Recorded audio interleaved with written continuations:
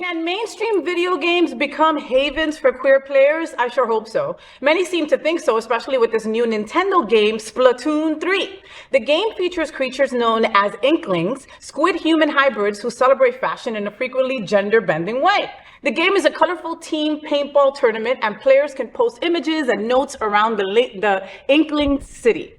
More and more, these images are embracements of LGBTQ+ and celebrations of diversity in a game that is literally about painting the world with the bright colors of the rainbow.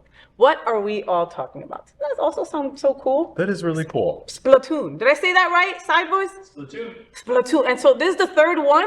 Yes. And have they all been so inclusive? Pretty much.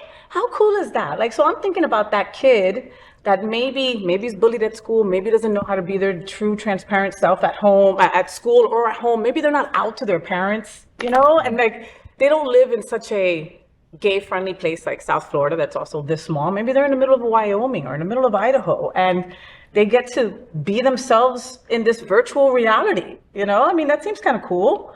Well, I mean, I know when I was younger and I was kind of figuring myself out when I was in like middle school and high school and stuff like that, and I was, you know, really depressed and confused about my sexuality and everything like that, I found a lot of comfort in the escapist world of video games. I used to play a lot of video games and just kind of like be by myself in my room, and I felt like, okay, this is the nice escape. And to be able to escape into something that's actually like affirming your truth like that, that's a really special thing.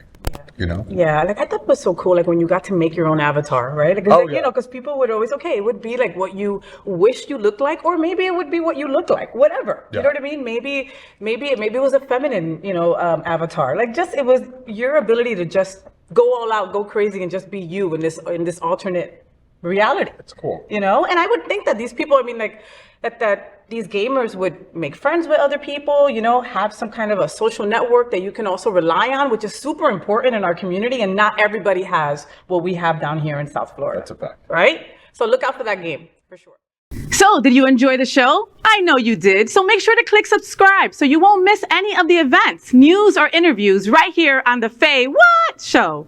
Ring the bell at the bottom of the screen, right there, so you'll be alerted every time we're live. You can also click on the Happening Out Television Network logo so you can see all of the shows on the most diverse LGBTQ+ media network.